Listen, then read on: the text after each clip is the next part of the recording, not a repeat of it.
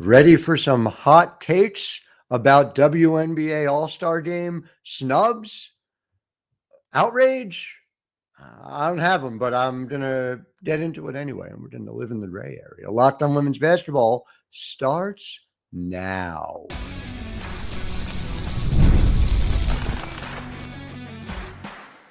You are Locked On Women's Basketball, your daily podcast on women's basketball. Part of the Locked On Podcast Network, your team every day.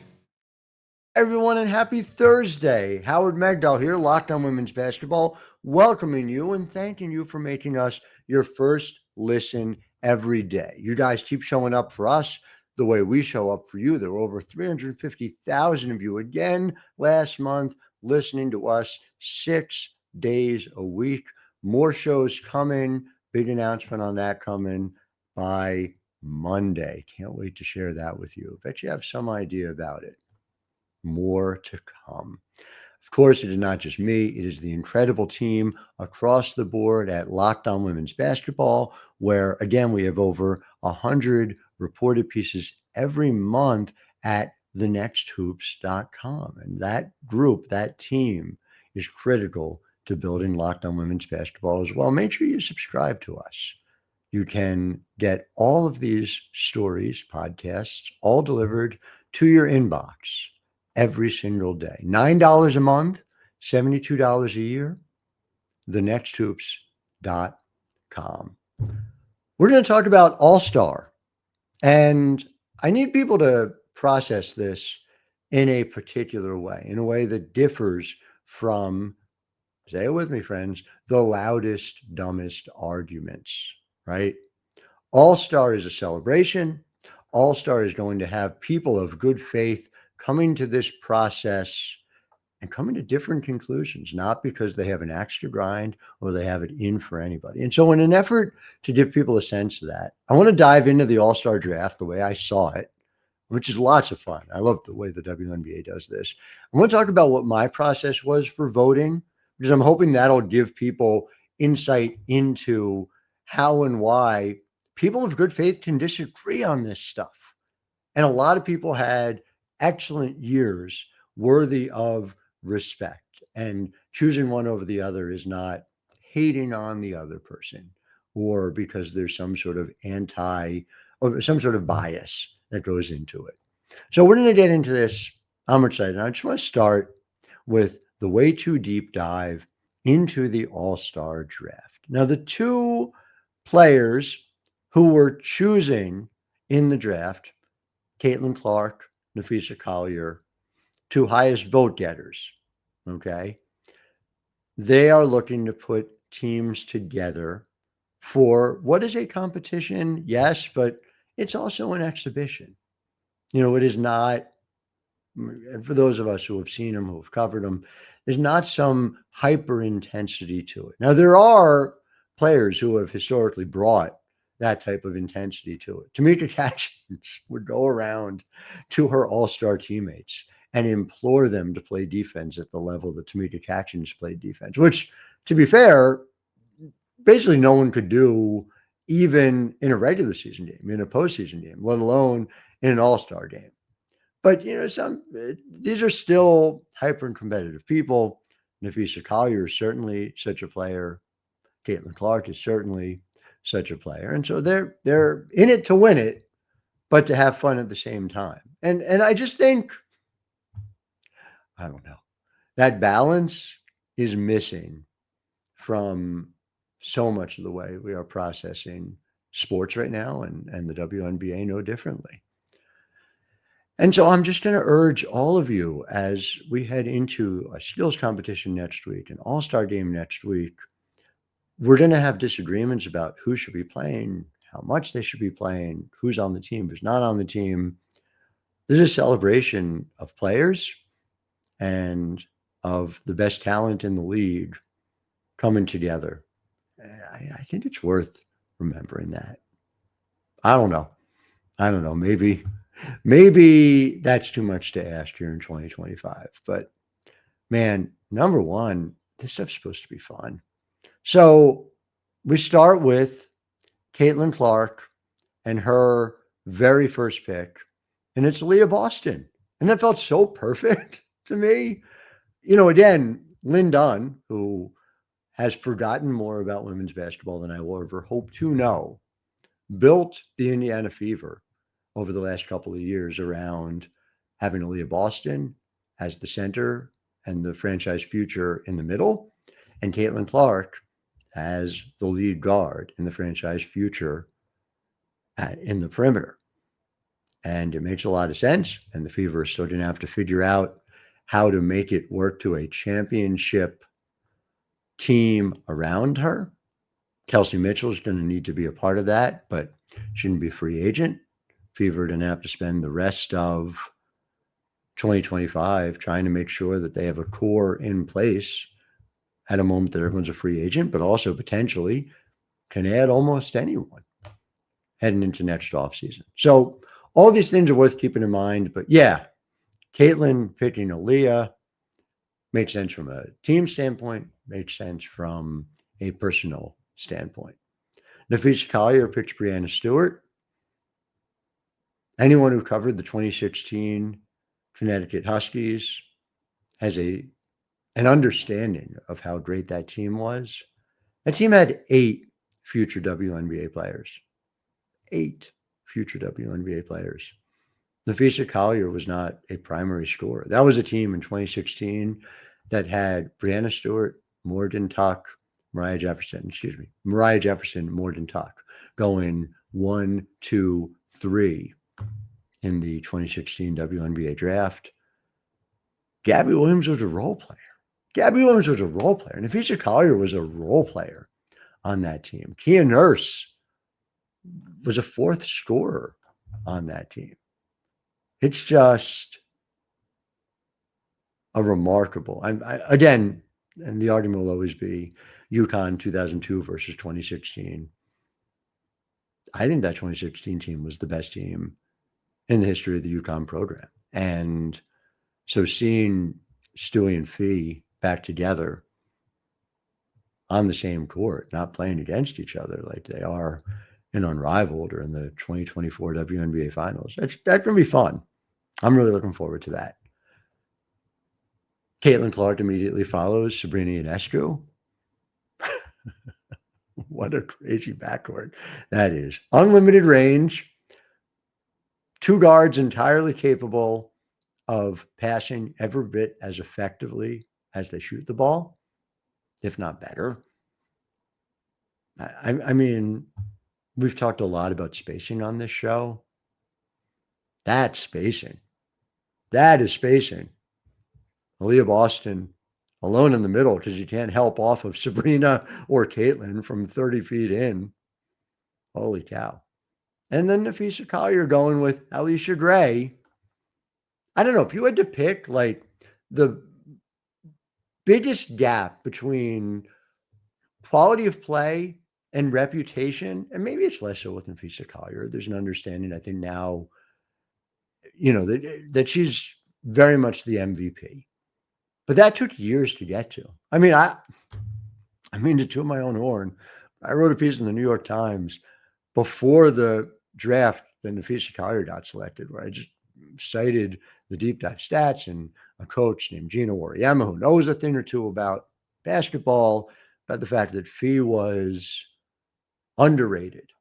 And Minnesota took her at 6, but Minnesota would have taken her at 1, So Fee and Alicia Gray, who took years to even get into an All-Star game, now has this true shooting percentage north of 60% while she's playing, and this is an estimate, like 97 minutes a game for Carlos Mesto in Atlanta. Those two, they go hand in hand when you think about players who have outperformed their projections when they got to the league. So I love that combo and seeing the two of them together. Then Caitlin Clark selects Asia Wilson, who I sure hope is healthy for next week to get properly celebrated. Obviously, I'm not going to insult your intelligence by telling you how great Asia Wilson is. The resume speaks for itself. Literally a statue in South Carolina. Fee counters with Nneka Ogwumike.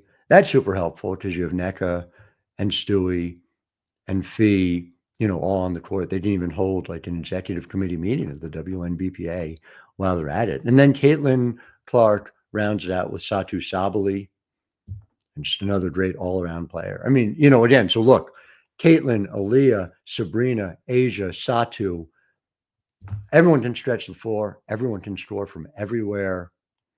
It's going to be so much fun. And then Nafisa Collier finishes with Paige Beckers, also from Connecticut. You may have heard of that. Paige is just as advertised. And I've told you this before. The really great ones in the WNBA, they come in and they are great usually immediately. Even the underrated ones. Jonquel Jones, 6th overall pick in 2016, great immediately. Fee, great immediately. And they get better, but good Lord. That's the floor for Paige. Look out, everyone. So anyway, that's going to be a lot of fun. We're going to get into the reserves after the break, but much more to come. I'm Howard Megdal. You're listening to Locked On Women's Basketball. Locked On Women's Basketball is brought to you by Monarch Money. Now, did you ever wish managing your money felt easier? Because with Monarch Money, it can. Whether you're growing your savings or planning a big purchase, Monarch puts you in the driver's seat. It's like having your own personal CFO, giving you full visibility and control over your finances. Monarch Money is more than just a budgeting app. It's a complete financial command center. You can track all your accounts, investments, and spending in one place. So in addition to managing your money, you're also building wealth. Again, they give you the opportunity to think about what's that one financial goal you mean to get serious about, and they help you organize it, right? You have all your accounts, all your spending in one place. It simplifies things. Life is complicated. Monarch Money's easy. Take control of your finances with Monarch Money. Use code LOCKEDONNBA at monarchmoney.com for 50% off your first year. That's monarchmoney.com, code LOCKEDONNBA for half off your first year. Howard Megdal here, back Locked On Women's Basketball. We are talking All-Star, and just want to get through, talk about the reserves. Some things that jumped out to me. Caitlin Clark goes and brings Kelsey Mitchell, the triumvirate, complete. Again, I don't know if they're going to win the title this year or not, but you can't seriously argue that Caitlin, Aaliyah, Kelsey is not a 1-2-3 on par with a 1-2-3 everywhere in the league. By the way, the fact that they're 9-10, despite that, says, building a WNBA champion is a lot more complicated than just having a big three. But you can't do it without that type of top line talent in the way that New York has Stewie and JJ and Sabrina, for instance. So it's fascinating to see. It's fascinating that the three of them get to play together. That'll be a lot of fun. Fee follows with Courtney Williams, who again, Fee's on this team. Courtney Williams is on this team. Cheryl Reeve makes a point. Kayla McBride, a really important player, not on this team. And truly, there are arguments to be made either way about a lot of these players. But does Kayla McBride have an all-star case? Absolutely. I think Bree Jones has the best all-star case of those who are not on the team. But Kayla McBride's right there. So Caitlin Clark comes back. Gabby Williams, super versatile. Good to see her getting the type of WNBA recognition that she gets, quite frankly, everywhere around the world. Fee comes back with Skylar Diggins, who is having the type of year that reiterates the Hall of Fame career that she's had. This is the type of player she is year in and year out. Sonia Citron next for Caitlin Clark. Sonia is on my ballot. I'm going to talk a little bit more about that as to why. As one of the starters, as a media member, that's where I had Sonia Citron. That's how good she's been so far for the Washington Mystics. Fee comes back with Angel Reese. I mean, the numbers Angel Reese is putting up are video game numbers again, especially on the rebounding side of things. It's always funny to me when people talk about that as some sort of limitation. It's like, oh, well, just rebounding. First of all, it's not just rebounding as it relates to Angel Reese, but like, if it were so easy to get 15 rebounds a game, everyone would do it. Angel Reese is the only one doing it. I don't know why we're denigrating that, but anyway, the loudest, dumbest voices. You don't need them. Kiki Iriafen. Again, the Washington Mystics are right now, and we talked about this yesterday on the show. 7-8-9 is Indiana, Las Vegas, and Washington.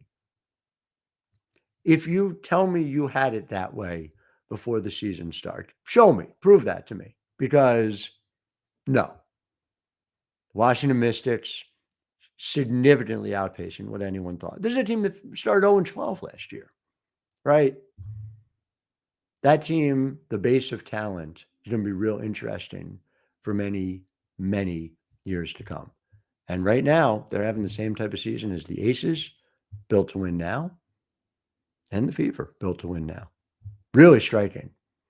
And of course, they're rookies under contract after 2025.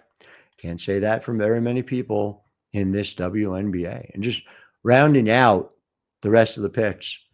Pick 15, Alyssa Thomas. Pick 15. Artia Reed had a terrific story about Alyssa Thomas, her 15 assists in a game earlier this week, and just the way in which she is seamlessly transitioning the Phoenix Mercury into a team to be reckoned with. Just continues to go out and do Alyssa Thomas things year after year. Caitlin comes back with Jackie Young, such a versatile defender, three-point shooter, capable of doing a little bit of everything. Fee follows with Kelsey Plum. I know LA is not where it needs to be yet. They're not at the point that I think they hoped they would be by the halfway point in the season. But in Kelsey Plum, you have somebody, shouldering the load with a true shooting percentage north of 54%. Kelsey Plum is going to help that team. Kelsey Plum, by the way, 100 assists already, even as she's asked to be the number one scorer on that team. Pretty good. Helps to have Azrae Stevens on there too, of course. Just rounding it out, Kayla Thornton. I remember when New York traded for Kayla Thornton. It was part of the deal that brought Jonquel Jones to New York. What I said at the time on this podcast is Kayla Thornton is the kind of player you add to win championships. And that's just what happened. But now she's getting the opportunity, thanks to expansion, to have a featured role on that Golden State team that right now is the 6th seed. It's gratifying to see players who have put in the time, who have been in outposts in the WNBA, where either for reasons of playing time or system development or lack thereof, haven't gotten the chance to show who they are. And Kayla Thornton, it looked for a long time like that was going to be her lot in the WNBA. We've covered a lot of them who never did get that opportunity, those players. But now she's gotten to win a championship, and now she gets to be on an all-star team and show what she's capable of doing in Golden State. So a lot of the attention will be on the places where people can get clicks, but don't miss the Kayla Thornton story. We have a great one over at thenexthoops.com right now. Matthew Walter, Michelle Smith doing just an incredible job on our Golden State Valkyries beaten. And finally, Ryan Howard. We've talked about her with Wilton Jackson earlier this week. She has found a new level when it comes to distribution. She's getting better shots. Every additional game she plays with Jordan Canada, she's getting better. Opportunities. She's always been able to create her own shot. Number one overall pick. Maybe if it's not Alicia Gray, maybe it's Ryan Howard. The biggest gap between talent and attention paid. So she'll get that opportunity. Look forward to seeing all that together. Coming up after the next break, I want to talk to you about how I made my decisions on voting. And I just hope, in addition to transparency, this gives people a sense of people are coming to this trying their best. People are coming to this trying their best. I can't tell you what's in everybody's hearts, but I'll tell you what's in mine and so many of my colleagues. Back after this, I'm Howard Megdal. You're listening to Locked On Women's Basketball.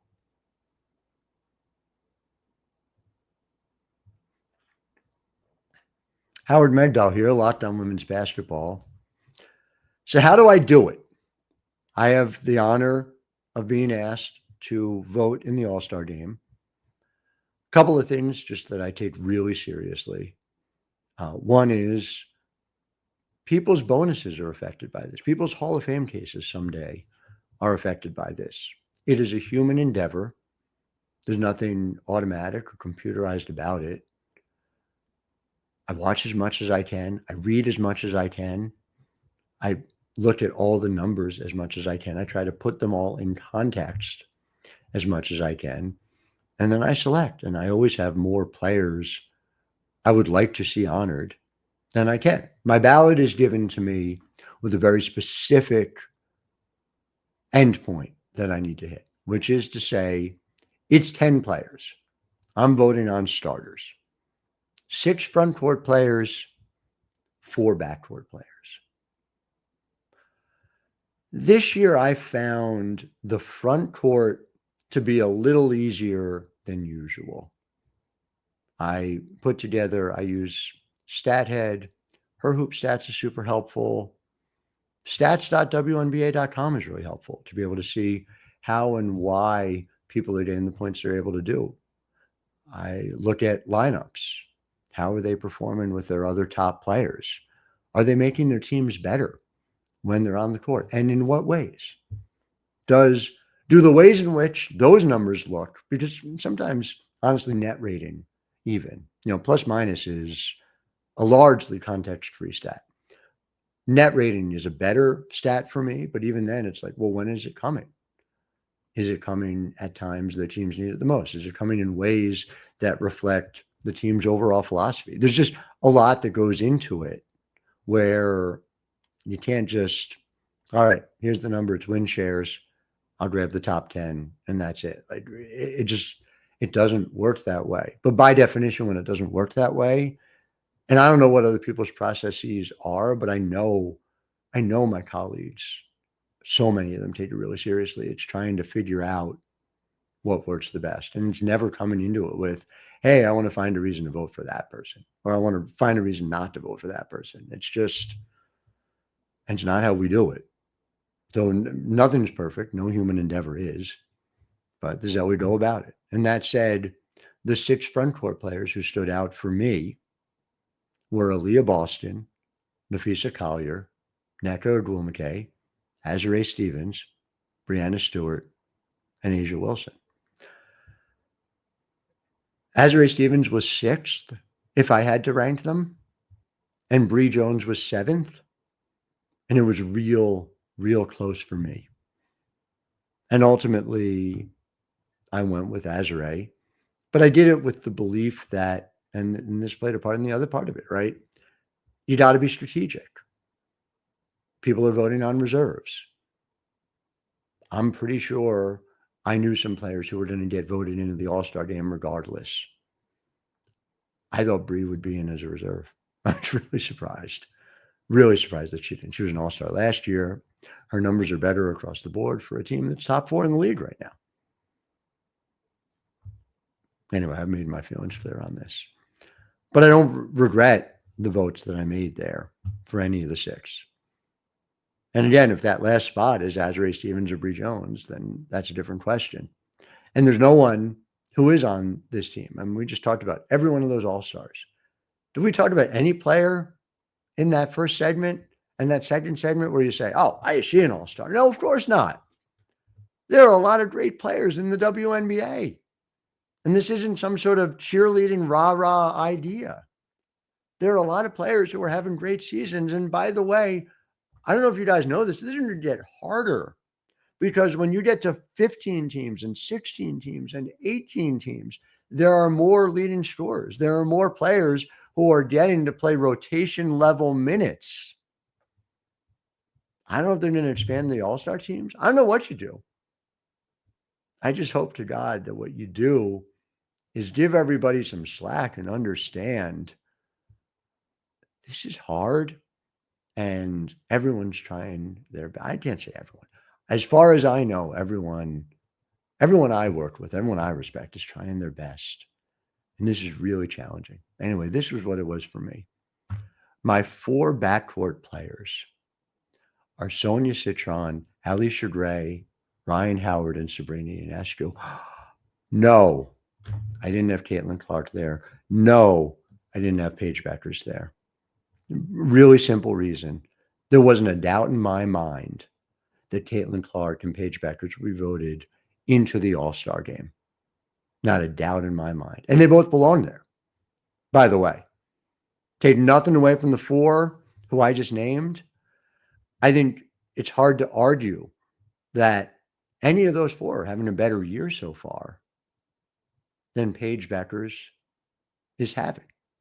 Caitlin Clark, the numbers do not reflect the player. We know who she is. We know who she is. We know from last year. We know from when she's on the court this year. And there's just no doubt in my mind the fans were going to vote her in. And they did. And that is what should be. She is one of the players who best represents the WNBA at their best. She should be in the All-Star game.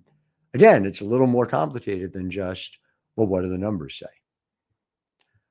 I'm glad to see Sonia made it. She deserves it. She has been efficient and playing a big part in what Washington is doing. Alicia Gray, as I talked about, I think you can make the argument Alicia Gray is having the best year of any guard in the league right now.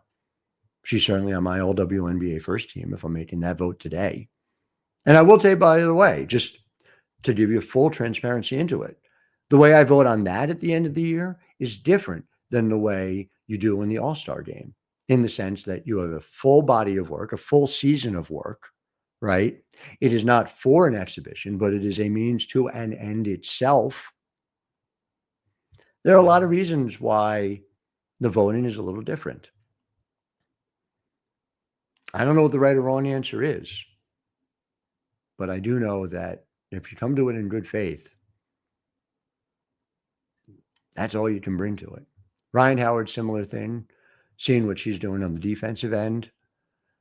Honestly, the thing that put it over the top for me with Ryan Howard was watching her defense on Breanna Stewart when Atlanta came to New York a few weeks ago. You know, you can't watch every second of every game, but you see something like that and you combine it with what she's doing offensively. And I just didn't think there were 4 guards I could vote for ahead of her.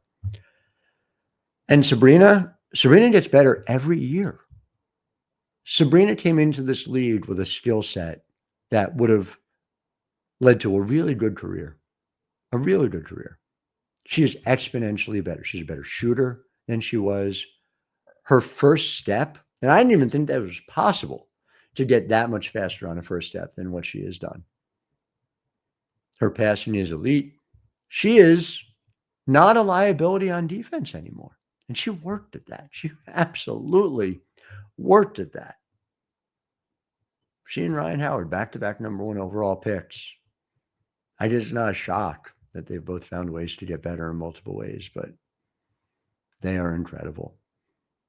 And so again, there's no wrong answer on this All-Star team. There has not been a wrong answer on this All-Star team. It was a challenge, and it is always painful when I hit submit on that button, and I know I've clicked certain people and I haven't clicked other people who I also know are All-Star caliber. Enjoy the games, you guys.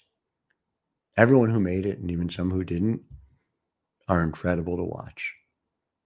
It is an absolute privilege to cover this league and to watch these players perform the way they did.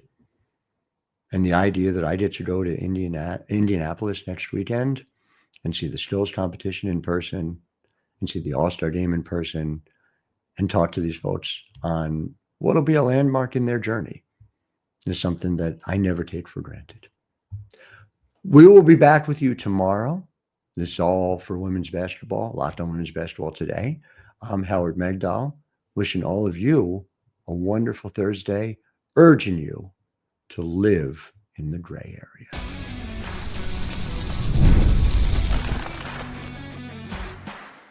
You are Locked On Women's Basketball, your daily podcast on women's basketball. Part of the Locked On Podcast Network. Your team every day.